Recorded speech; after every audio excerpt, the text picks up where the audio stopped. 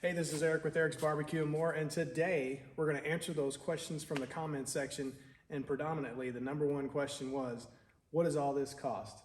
How much did it cost to get us to where we are today in the state of Kentucky? We're going to break that down for you, so stay tuned.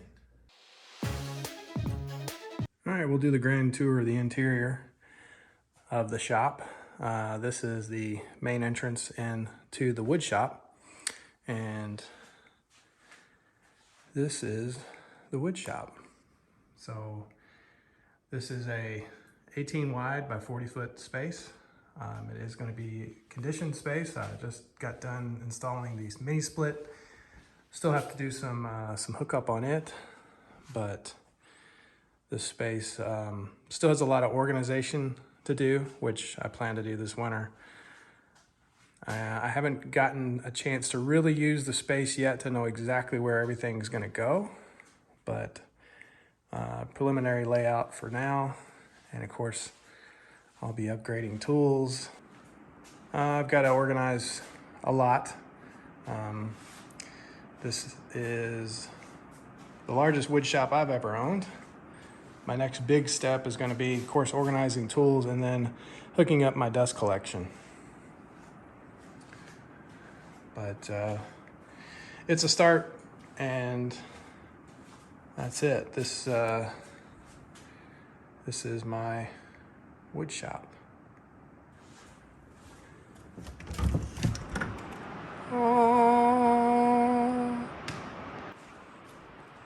All right, so this building is 64 foot long and 40 foot wide. I've got 16 foot tall walls. I've got 14 foot tall doors. This one is 18 wide by 14 tall. This one is 12 foot wide by 14 tall. I've got a video on installing this one coming out next, probably next. How to install an 18 by 14 door solo. Ordered them from Menards, and I'll get into more of that. The roof joists are scissor joists. Turn these lights off so you can see them. So the advantage to scissor joists is you get extra space. You use pretty much all of your space. And since I did spray foam, so this is 6 inches of spray foam in the ceiling and in the walls, 6-inch open cell, I should say. Turn these back on. It allowed me to not have to worry about blowing in insulation. So the roof is just painted the joists and just pretty much blacked it out, which I thought looked pretty darn good. On the walls, so we actually recycled the metal for the walls. This metal is actually from our roof of the house. We had a hail damaged roof, and when they ripped it off, we kept it. So we knew this project was coming and that we would be able to use it, and you really can't tell unless you get into a certain lighting. You can see the hail damage dimples. You can kind of see them there. See all the little dimples. But for interior metal panel, which with it being spray foam, wanted to make sure that we covered up the spray foam down here, because it's not the open cell is prone to get damaged if it's left exposed. The being up in the ceiling, we just blacked it out, painted it, worked very well. So we just came from there, stairs up. This is a little bonus man loft. I will take you up there. That's where we're gonna do our cost breakdown. So this is a little mechanical area, I call it. This is like a kind of storage over here. I'll have the tri-tune stored there, bass boat, and I got a 9,000 pound lift, which I have a installation video coming out on that one. And the beauty of a 4-post lift is you can move it around. So I can it has wheels that pop down, and you can roll this over, so I can put it on this side and do some work, or I can have it over here and use it for storage. That bass boat will go up on top of the 4-post, so I could store it up above, and then I can put these utility carts and these little side projects underneath it. Restoring this Cub Cadet, be putting that for sale. But yeah, these are some old kitchen cabinets that I got for free. Stuck them in here for now. This is kind of cool. The storage underneath the steps I'm using for my dust collector and my air compressor. So this will be a insulated space so that it cuts down on noise, and I can run my ducting up into the ceiling, into the wood shop space, or through the floor for additional access to get ducting for my dust collection. So, and then I've got my air compressor there. I'll probably have a vent or something like that to get the heat out of here. When that thing runs, it does get warm in here. But I thought that was kind of cool. Nice, cool space.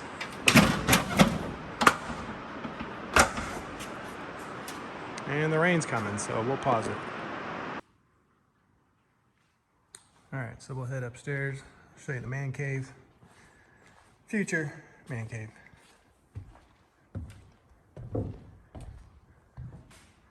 These are custom built rails by yours truly, made out of conduit and some fence posts. Obviously, got some work to do up here. Just got some old couches right now, but in the future, I believe there'll be a big screen projector golf simulator right there. I've got from floor to middle of the highest point of the scissor joist is 10 foot 1 inch.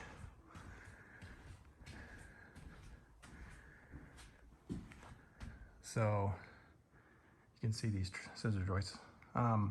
That's another advantage to the scissor joist, is when you do have a loft space like this one, you get the ceiling height. So highly recommend. It's not much more to go with the scissor joist, and they give you so much more room for activities.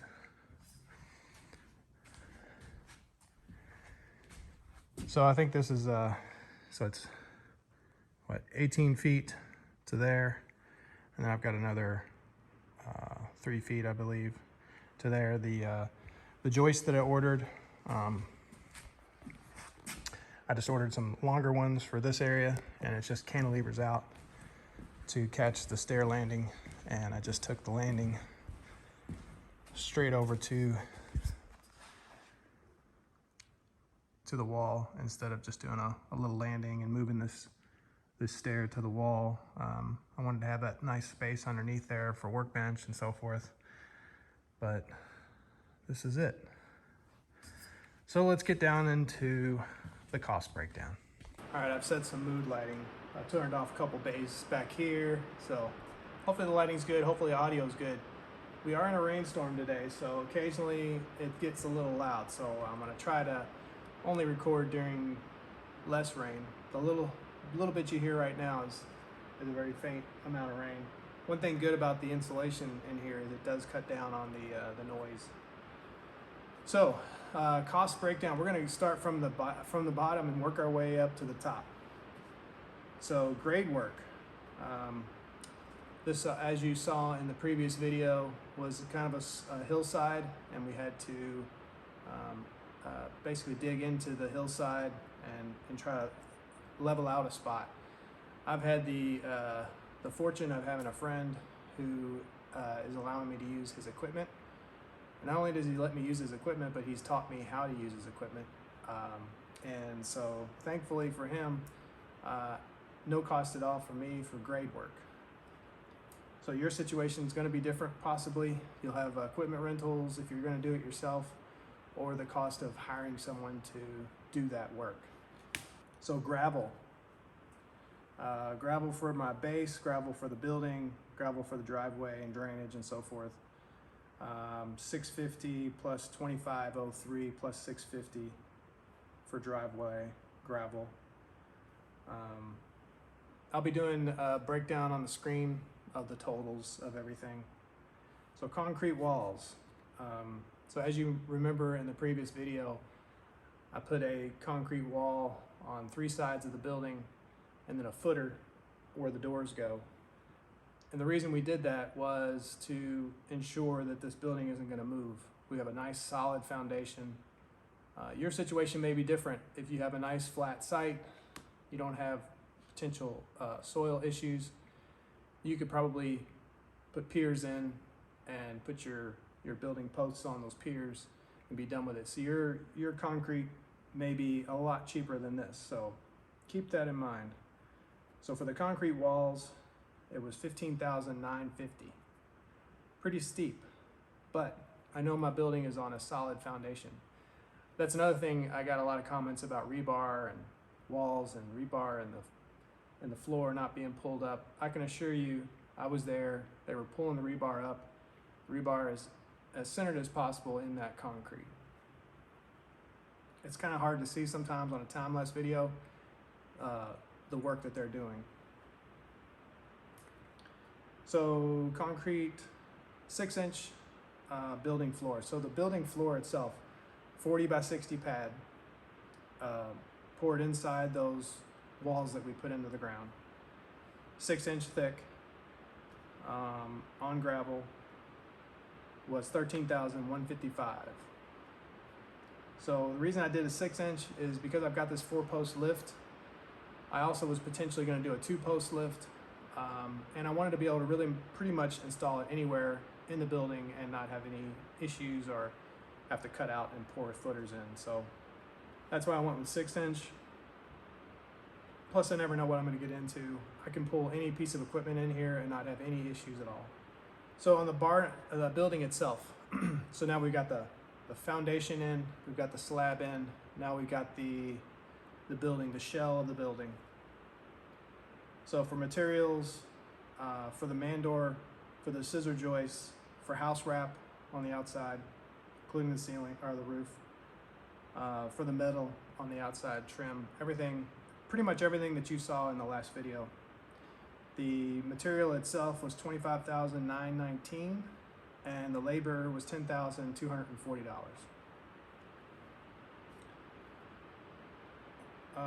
Wall insulation. So this is another thing I subbed out. Putting in 6-inch open cell foam, sticking to the house wrap. The insulation was $9,272, and that covered all the walls and the ceiling, 6-inch open cell. On the driveway, which is a large driveway, it's about 40 by 64 itself, maybe a little bit bigger. I did 4.5-inch thick driveway. Rebar, all of that was $12,877. Just recently had that done. Electrical. So I did all of the electrical work myself. I hired out, I did hire out the main being hooked up so that he could deal with the power company, and for the electrician it was $1,250, and that was pretty much him putting in the sub panel, or I'm sorry, the main panel. There's not a sub. This building is separate from my home, so my house is across the street. Building's on a lot by itself, so I had to bring in main power. It's overhead, comes in, ties to the building, goes down into the main. I hired someone to do that work. It was $1,250. Warren Electric charged me $250 for the electrical work on the outside. $250 wasn't too bad. All of my wiring to date, which includes running some 220 to the lift. I did plugs everywhere, lighting, everything in here, did myself. So pretty much just for the materials was about $2,000. And I've got some additional that I'm going to be doing. The mini split probably isn't included in that number. So light fixtures. I've got 6 high bay lights, and that was $558. The exterior light fixtures, which was pretty much a light at each door, and then at the man door, that was $274. The $558, that also includes any lighting that is in here, so also the shop lights and these here. The $558 doesn't include, or isn't just for those high bay lights. I've been pretty impressed with these high bay lights. They brighten this place up incredible. I'll show some video of that when I first turned that on. Permitting and inspections. I'm in kind of the sticks of Kentucky. I'm right on a lake, and permits are not that high. I've only paid $51 for permitting and inspecting. Of course, we had to have the electrical inspected, and then I do have a hose bib, like a hose for washing cars. That was $1,200 for that. That included a water meter and tapping into the main public utilities. These handrails cost me $400.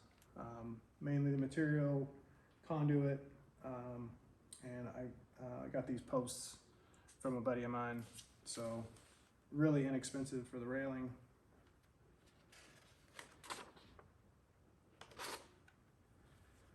So the shop framing, so to build this mezzanine, material was $5,400, basically $5,500, plus let's see,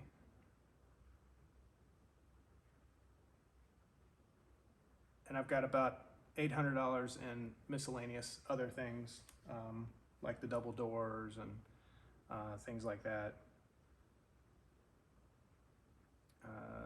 I originally was going to do drywall on the walls. I ended up doing plywood walls so that I could mount pretty much anything anywhere. That was another $1,500. So I'll put the total here for all of that. Mezzanine included, I did eye joists for the flooring, or I'm sorry, for the ceiling I'm standing on.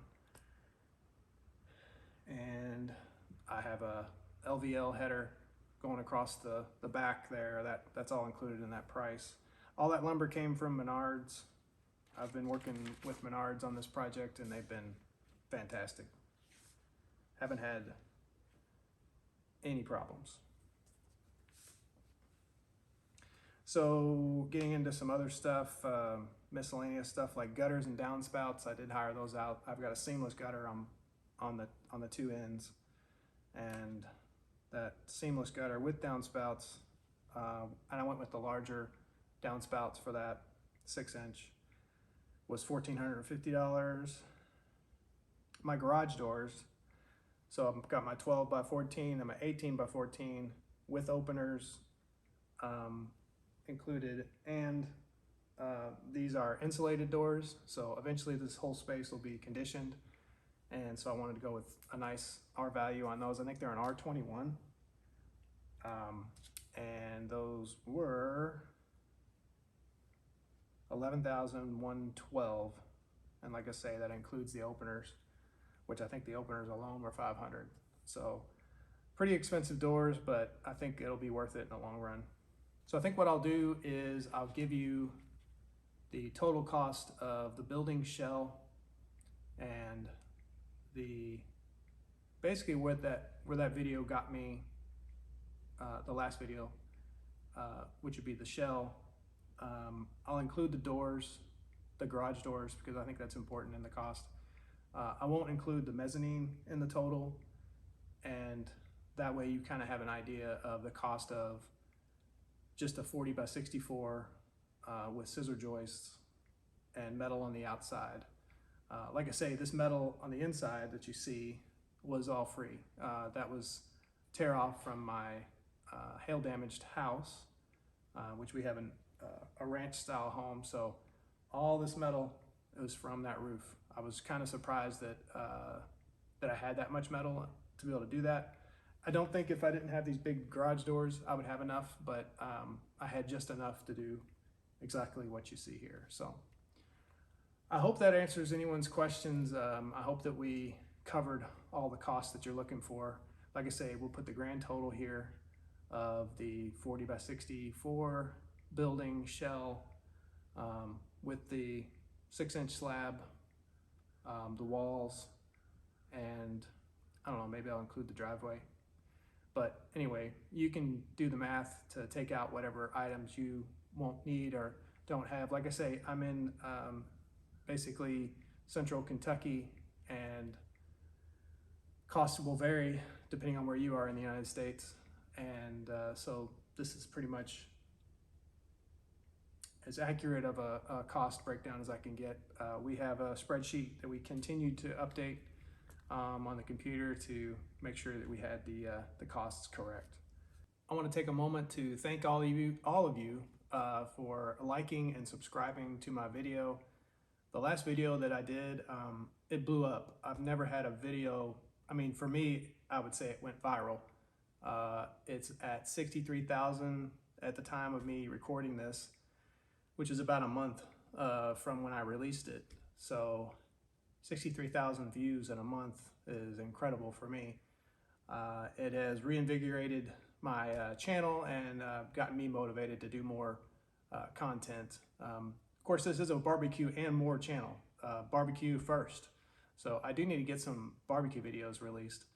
I think I've picked up 600 subscribers just from the building videos alone. So I will have some content that's going to be what I call and more videos. So I think my next release will probably be installing that garage door, which was a heck of a task. And then I've got, I've got some miscellaneous stuff that I recorded that I'm probably going to show during this video. Some clips of the spray foam putting in the driveway and so forth. But I just want to thank all of my new subscribers. I want to thank all of my loyal subscribers. Those of you who comment on every video, I surely do appreciate you. And I look forward to putting out more content that you guys are into and just enjoying this journey. I'm going to have a build series on putting in this golf simulator up here. That's a fall project, which the fall is right around the corner as I'm recording this. So please stay tuned. Again, I appreciate all of you, and thank you for hitting that like and subscribe button. This is Eric from Eric's Barbecue and More. Thanks for watching.